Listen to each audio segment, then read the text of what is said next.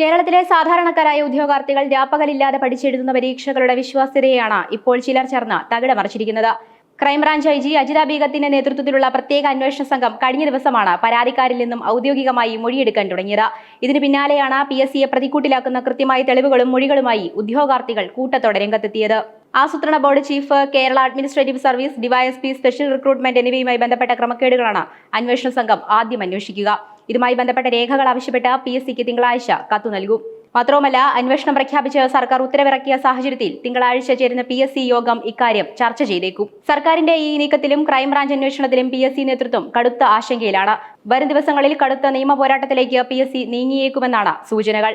തിങ്കളാഴ്ച ചേരുന്ന അടിയന്തര PSC യോഗത്തിൽ ഈ വിഷയം പ്രധാന ചർച്ചയാകും. സർക്കാരിന്റെ അന്വേഷണത്തോട് എത്രത്തോളം സഹകരിക്കണം എന്നതിനെക്കുറിച്ച് PSC നിയമോപദേശം തേടുകയാണ്. നിലവിൽ PSCക്ക് അകത്തുള്ള ആഭ്യന്തര വിജിലൻസ് വിഭാഗം ഈ പരാതികൾ അന്വേഷിക്കുന്നുണ്ടെന്നും അതിനാൽ മറ്റ് ബാഹ്യ ഏജൻസികൾ ഇടപെടേണ്ടതില്ലെന്നുമാണ് PSCയുടെ ഔദ്യോഗിക നിലപാട്. എന്നാൽ അന്വേഷണത്തെ ശക്തമായി എതിർത്താൽ സർക്കാർ കടുത്ത നടപടികളിലേക്ക് കടക്കുമെന്ന ഭയം PSCക്കുണ്ട്. ഇതിനെ പ്രതിരോധിക്കാൻ PSC കോടതിയെ സമീപിക്കാനും സാധ്യതയുണ്ട്.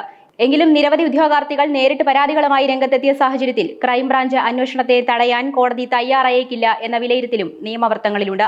ഉദ്യോഗാർത്ഥികളുടെ മാർക്ക് PSCയിലെ ഉദ്യോഗസ്ഥരുടെ സഹായത്തോടെ അംഗങ്ങൾ ചോർത്തുകയും ഇവരെ വിജയിപ്പിക്കാൻ ആവശ്യമായ മാർക്ക് അഭിമുഖത്തിൽ നൽകിയെന്നുമാണ് പ്രധാന ആരോപണം. ഉദ്യോഗസ്ഥരുടെ മൊഴി, കമ്പ്യൂട്ടറിലെ രേഖകൾ, PSC ചെയർമാന്റെയും അംഗങ്ങൾക്കുമിടയിലെ ഫോൺ വിളി രേഖകൾ തുടങ്ങിയവ ഇതിന്റെ ഭാഗമായി അന്വേഷിക്കേണ്ടി വരും. 25 ലക്ഷത്തിലധികം ഉദ്യോഗാർത്ഥികളാണ് PSC പരീക്ഷകൾക്കായി തയ്യാറെടുക്കുന്നത്. നിയമനങ്ങളിൽ അട്ടിമറി, സ്വജനപക്ഷപാതം, ഇന്റർവ്യൂവിലെ തിരികെക്കയറ്റൽ, ചോദ്യക്കടലാസ് ചോർച്ച, നിയമനത്തിന് മുന്നിലെ വ്യാജരേഖകൾ തുടങ്ങി PSCക്കെതിരെ ഉയർന്ന ആരോപണങ്ങളെ നിസ്സാരവൽക്കരിച്ചു കാണാൻ സാധിക്കുന്നതല്ല. ഗുരുതരവും ഞെട്ടിക്കുന്നതുമായ ആരോപണങ്ങളാണ് ഉയർന്നിരിക്കുന്നതെന്നും KAS പരീക്ഷയിലും പരാതിയുണ്ടെന്നാണ് മുഖ്യമന്ത്രി VD സതീശനും പ്രതികരിച്ചത്. പരീക്ഷയിൽ ഉയർന്ന മാർക്ക് ലഭിച്ചവരെ മറികടക്കാൻ അഭിമുഖത്തിലെ മാർക്കിൽ കൃത്രിമം കാട്ടിയെന്നും പരാതി ലഭിച്ചിട്ടുണ്ട്. എല്ലാം പരിശോധിക്കുമെന്നും PSCയുടെ വിശ്വാസ്യത വീണ്ടെടുക്കുമെന്നും അദ്ദേഹം കൂട്ടിച്ചേർത്തു. പരീക്ഷാ ക്രമക്കേടുമായി ബന്ധപ്പെട്ട പ്രതിഷേധം കനക്കുന്നതിനിടയിൽ പ്രതിപക്ഷ സംഘടനകൾ വലിയ രീതിയിലുള്ള പ്രതിഷേധങ്ങളുമായി രംഗത്തിറങ്ങി. വളരെ നാടകീയമായ രംഗങ്ങളാണ് PSC ആസ്ഥാനത്ത് കഴിഞ്ഞ ദിവസങ്ങളിൽ അരങ്ങേറിയത്.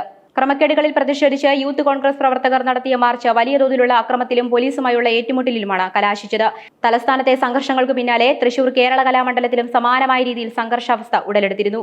കലാമണ്ഡലത്തിലെ താൽക്കാലിക അധ്യാപക നിയമനവുമായി ബന്ധപ്പെട്ട തർക്കമാണ് സംഘർഷത്തിലേക്ക് എത്തിച്ചത്.